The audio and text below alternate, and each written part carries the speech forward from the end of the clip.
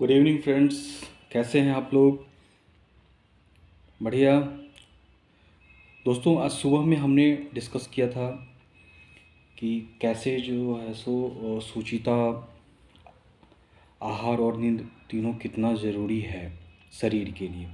उसमें नींद की जब मैं बात करूँगा तो एक चीज़ मैं उसमें जोड़ना चाहूँगा कि 6 से 8 घंटे की नींद सबसे ज़्यादा ज़रूरी है। आप अपने शरीर के अनुसार जो है उसको देख सकते हैं कि आपका शरीर कितना नींद मांग रहा है। अगर सुबह उठने पे आपको लगता है कि शरीर में अभी थकान है या आप नॉर्मल नहीं फील कर रहे हैं तो आपको और नींद लेने की ज़रूरत है। अच्छा दोस्तों, अभी मैं शाम को क्यों आया? क्योंकि मैं आहार पे जाऊंगा सबसे पहले। क्योंकि आहार में आज के दिनों में क्या सबसे ज़रूरी है। आयुर्वेद के अनुसार जो सबसे ज़रूरी फल है अभी, वो है आपको पपीता। पपीता बहुत ही गुणकारी फल है और मैं पपीता को बहुत इम्पोर्टेंस मैंने पाया है कि पपीते का बहुत इम्पोर्टेंस है। हालांकि मैं देखता हूँ कि आयुर्वेद में भी जो डॉक्टर्स हैं वो लोग भी उतना पपीते पे जोर नहीं देते हैं। बट जब से डेंगू हुआ है या और भी चीज़ें आई हैं, पपीते के पत्ते का इम्पोर्टेंस काफ़ी बढ़ा है। लेकिन मैं आपको बता दूं कि ओवरऑल पपीते में कच्चा पपीता जो है, कच्चा पपीता मतलब जो अभी अ, पकने की ओर गया नहीं है और जो अभी बिल्कुल कच्चे फॉर्म में ही पपीता है, वो पपीता बहुत ही गुणकारी है। खास करके डेंगू में डेंगू में तो कच्चे पपीता का रस जो है वहीं लोगों की जानें बचा रहा है आजकल। और मार्केट में भी जो है वो कच्चे पपीते के पत्ते का विभिन्न रूपों में टैबलेट के रूप में हो या लिक्विड फॉर्म में हो, उनको बेचा जा रहा है और वो काफ़ी काम भी आ रहा है लोगों के।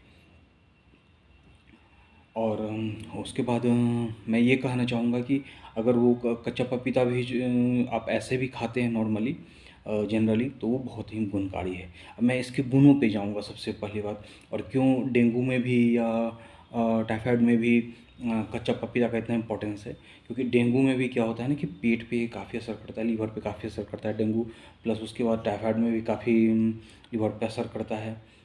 जॉन्डिस का तो जाना ही, वो तो लीवर से रिलेटेड ही बीमारी है। तो कच्चा पपीता जो है वो बहुत ही फ़ायदेमंद है। इन रियलिटी में आपको बताऊं तो कच्चा पपीता आपको धरती पे लीवर के लिए कच्चा पपीता से बढ़ के कुछ भी नहीं है। ये अमृत है लीवर के लिए। और जो लोग कच्चे पपीता का रेगुलर सेवन करते हैं उन्हें बहुत तरह की दिक्कतें नहीं आती हैं।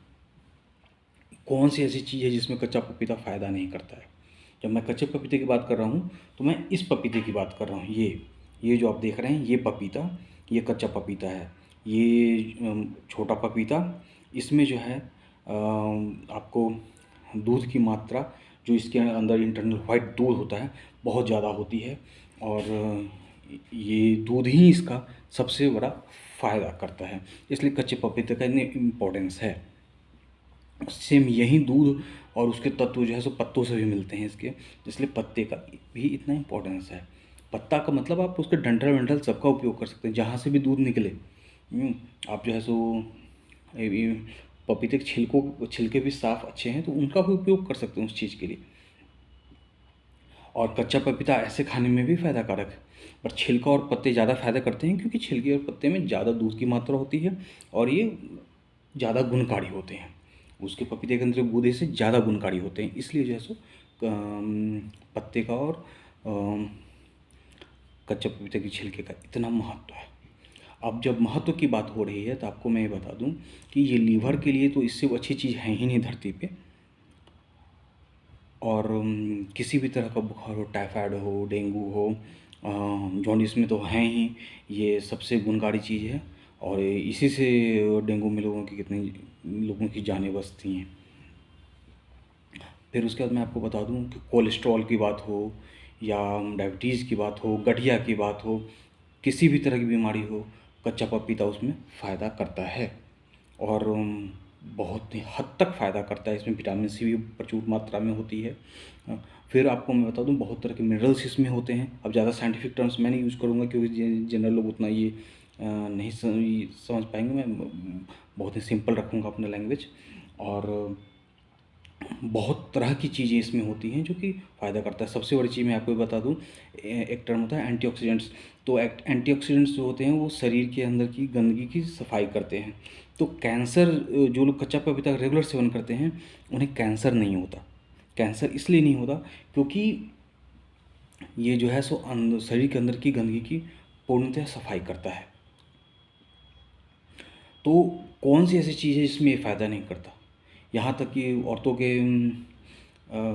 का जो मासिक धर्म का पीरियड चलता है, पीरियड्स में उसमें भी ये काफ़ी फ़ायदा करता है। औरतों में जो है सो छोटे बच्चों के स्तनपान में भी ये काफ़ी मदद करता है। औरतों को जो है सो शरीर में दूध बनने में मदद करता है। प्लस मैं आपको क्या बताऊँ, इसके इतने गुण हैं और इतने फ़ायदे हैं, पर सबसे प्रमुख फ़ायदा इसका लीवर के लिए ही है। इसलिए मैं आप सबको कहूँगा कि ये जो कच्चा पपीता है इसका सेवन आप सब करें और भरपूर मात्रा में करें। और जब इससे अब जो प्रॉब्लम चल रही है उसमें फ़ायदा मिलने लगे तब धीरे धीरे इसकी खुराक को घटा दें। उसके बाद जो है सो इसकी खुराक को कम कर दें धीरे धीरे। डेली जो है सो अगर आप 100 ग्राम कच्चा पपीता ले रहे हैं तो कहीं कोई दिक्कत नहीं है। बट कच्चा पपीता, आप कंफ्यूज ना हो, पक्का पपीता नहीं, कच्चे पपीते की मैं बात कर रहा हूँ। तो आप लोग हर लोग अपने घर में, इवन अब छोटे बच्चों को भी जो 3 साल से बड़े बच्चे हैं उनको 1 या 2 टुकड़े कच्चे पपीते के खिला सकते हैं। उससे जो है सो बच्चों को भी काफ़ी फ़ायदा रहेगा। आप कच्चे पपीते के छिलके का जो है जूस बना के पी सकते हैं, कच्चे पपीते के पत्ते का जूस बना के पी सकते हैं।